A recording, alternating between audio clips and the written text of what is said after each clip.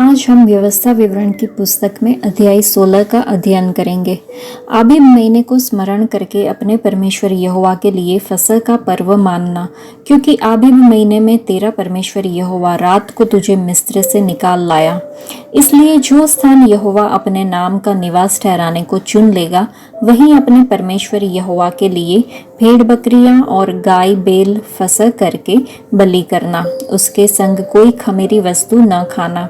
7 दिन तक अखमीरी रोटी, जो दुख की रोटी है, खाया करना, क्योंकि तू मिस्र देश से उतावली करके निकला था। इस रीति से तुझको मिस्र देश से निकलने का दिन जीवन भर स्मरण रहेगा।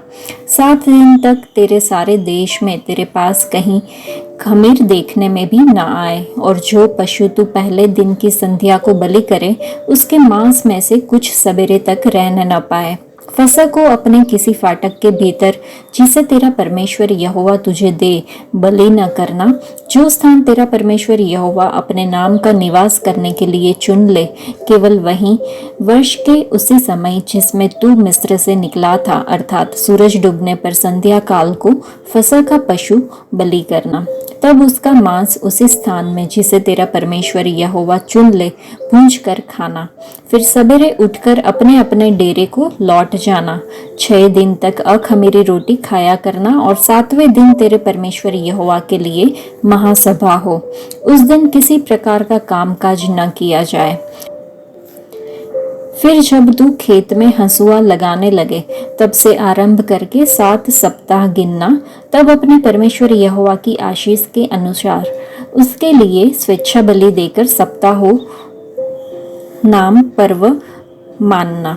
और उस स्थान में जो तेरा परमेश्वर यहोवा अपने नाम का निवास करने को चुन ले, अपने अपने बेटे बेटियों, दास दासियों समेत, तू और तेरे फाटकों के भीतर जो लेवीय हो, और जो परदेशी और अनाथ और विधवाएं तेरे बीच में हो, वे सब के सब अपने परमेश्वर यहोवा के सामने आनंद करें। और स्मरण रखना कि तू भी मिस्र में दास था, इसलिए इन विधियों के पालन करने में चौकसी करना। तू जब अपने खलिहान और दाखमधु के कुंड में से सब कुछ इकट्ठा कर चुके, तब झोपड़ियों नाम पर्व 7 दिन मानते रहना। और अपने इस पर्व में अपने अपने बेटे बेटियों, दास दासियों समेत तू और जो लेवीय और परदेशी और अनाथ और विधवाएं तेरे फाटकों के भीतर हो, वे भी आनंद करे। जो स्थान यहोवा चुन ले, उसमें तू अपने परमेश्वर यहोवा के लिए 7 दिन तक पर्व मानते रहना, क्योंकि तेरा परमेश्वर यहोवा तेरी सारी बढ़ती में और तेरे सब कामों में तुझको आशीष देगा। तू आनंद ही करना। वर्ष में 3 बार, अर्थात अखमीरी रोटी के पर्व और सप्ताहों के पर्व और झोपड़ियों के पर्व, इन तीनों पर्वों में तुम्हारे सब पुरुष और अपने परमेश्वर यहोवा के सामने उस स्थान में जो वह चुन लेगा जाए। और देखो, छूछे हाथ यहोवा के सामने कोई न जाए। सब पुरुष अपनी अपनी पूंजी और उस आशीष के अनुसार जो तेरे परमेश्वर यहोवा ने तुझको दी हो, दिया करे। तू अपने एक एक गोत्र में से अपने सब फाटकों के भीतर, जिन्हें तेरा परमेश्वर यहोवा तुझको देता है, न्यायी और सरदार नियुक्त कर लेना, जो लोगों का न्याय धर्म से किया करे। तुम न्याय न बिगाड़ना। तू न तो पक्षपात करना और न तो घूस लेना, क्योंकि घूस बुद्धिमान की आंखें अंधी कर देती है और धर्मियों की बातें पलट देती है। जो कुछ नितांत ठीक है, उसी का पीछा पकड़े रहना, जिससे तू जीवित रहे, और जो देश तेरा परमेश्वर यहोवा तुझे देता है, उसका अधिकारी बना रहे। तू अपने परमेश्वर यहोवा की जो वेदी बनाएगा, उसके पास किसी प्रकार की लकड़ी की बनी हुई अशेरा का स्थापन न करना, और न कोई लाठ खड़ी करना, क्योंकि उससे तेरा परमेश्वर यहोवा घृणा करता है। इस अध्याय में हमने देखा कि वर्ष में 3 बार तुम्हारे सब पुरुष यहोवा परमेश्वर के सामने उस स्थान पर जो वह चुन ले, वहां पे जाए। और लिखा है कि कोई भी खाली हाथ न जाए, छूछे हाथ न जाए। हर एक मनुष्य अपनी अपनी शक्ति के अनुसार, अर्थात जो आशीष तेरे परमेश्वर यहोवा ने तुझे दी है, उसी के अनुसार दे।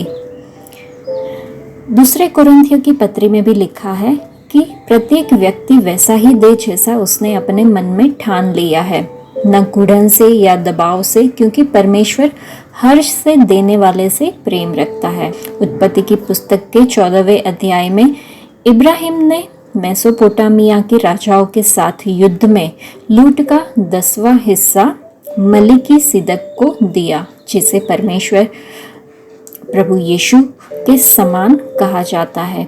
लेवियों और गरीबों का समर्थन करने के लिए इस्राएल के बच्चों को परमेश्वर द्वारा उन्हें दिए गए आशीष का 10वां हिस्सा दशमांश देना आवश्यक था।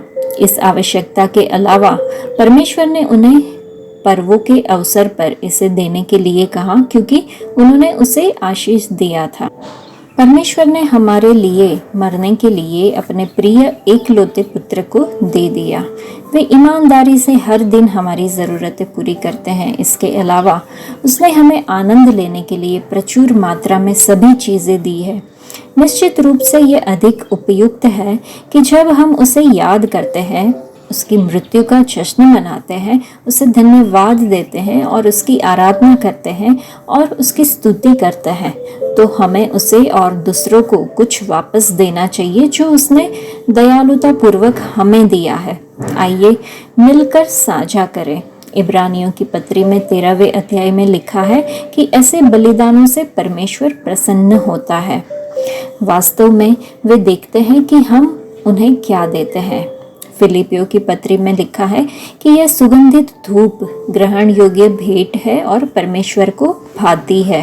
प्रेरितों के कार्य में 20वें अध्याय में लिखा है, हमारे प्रभु यीशु मसीह ने खुद ही कहा कि लेने से देने में अधिक आशीष है, और जो कुछ हम यहोवा परमेश्वर को देते हैं वह व्यर्थ नहीं जाता, लेकिन सुरक्षित रूप से निवेश किया जाता है। दूसरे कुरिन्थियों की पत्री में लिखा है कि और परमेश्वर तुम पर हर प्रकार का अनुग्रह बहुतायत से कर सकता है कि तुम हर बात में सदा बहुतायत से रहते हुए हर एक भले काम में बहुतायत से करते रहो। इस अध्याय में हमने देखा प्रायश्चित के दिन के बाद इस्राएलियों ने अखमीरी रोटी का पर्व मनाया।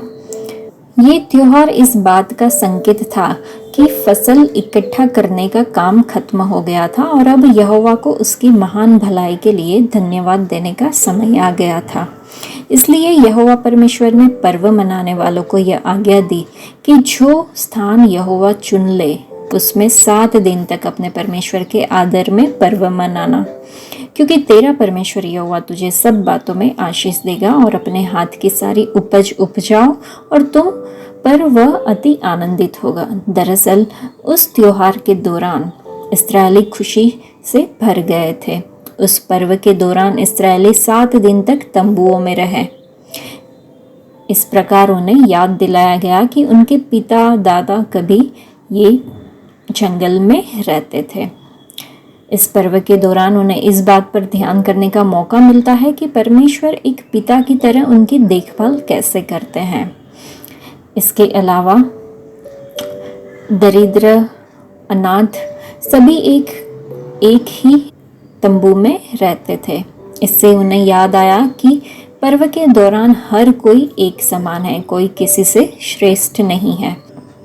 इज़राइल में मनाए जाने वाले पर्वों पर विचार करने से हमें क्या लाभ होता है?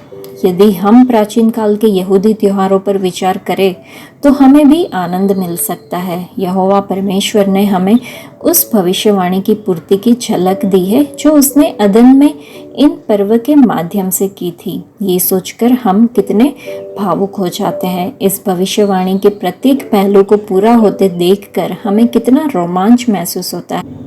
आज के लिए इतना ही। परमेश्वर आप सबको आशीष दे। धन्यवाद।